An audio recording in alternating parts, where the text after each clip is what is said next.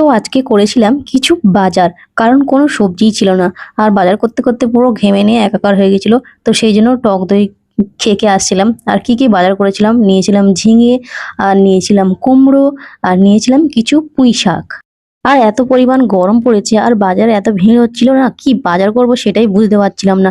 আবার দেখো দোকানদার একটা ভাঙা ঝিঙে দিয়ে দিয়েছে, সেটা দেখতেও পাইনি আমি। পাতাগুলো দিয়ে পুঁই শাক পাতার বড়া করে খেলে ব্যাপক লাগে খেতে, কিন্তু এগুলো রেখে দিলে না কালকে শুকিয়ে যাবে। তো সেই জন্য আজকে পুঁই শাক পাতাগুলো চচ্চড়ি বানিয়ে খেয়ে নেবো। আমার খাওয়ার ইচ্ছা হয় এক, আর বাজার করে নিয়ে আসি এক। গরমের মধ্যে মাথা ঠিকঠাক কাজ করে না, উল্টো পাল্টা বাজার করে নিয়ে চলে আসি।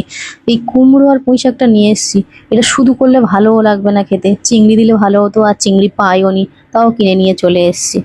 কিচ্ছু দিইনি, ওই সাদামাটা ভাবেই রান্না করেছিলাম, শুধু কালো জিরে সর্ষে তেল দিয়ে আর ওই ভাপিয়ে ফেলে দিয়ে একটু, আর নুন হলুদ দিয়ে আর করে নিয়েছিলাম লঙ্কা দিয়ে, কারণ আমার কাছে কিছু ছিল না, দেবোটা কোথায় থেকে। তবে যাই হোক, একা থাকতে থাকতে অনেক কিছুই রান্না শিখে গেছি। মাঝে মাঝে মনে হয় যে কবে যে বাড়ি চলে যাবো, আর ভাল লাগছে না এইসব ডিউটিতে গিয়ে এসে রান্না বান্না করতে। তো খুব তাড়াতাড়ি বাড়ি চলে যাব, তখন আরো ভালো ভালো ভিডিও দেখবে আপনারা।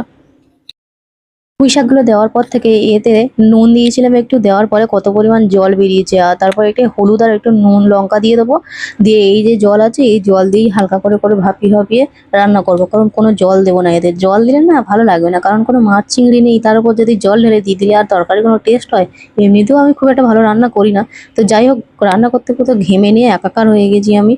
তো এই যে আমার তরকারিও রেডি হয়ে গেছে, এবার খেতে বসে পড়ি। খেয়ে তো নেবো, খেতে খেতে দেখো আমার একটা কথা বলি, আমার আবার লাইটটা খারাপ হয়ে গেছে, মনটা খারাপ ওই জন্য করে আবার লাইট ছাড়াতে হবে। মানে ভগবান রেডি হয়ে থাকে একটার পর একটা, টাকা জমাতে দেবে না, বিপদ ডেকে এনে দেবে।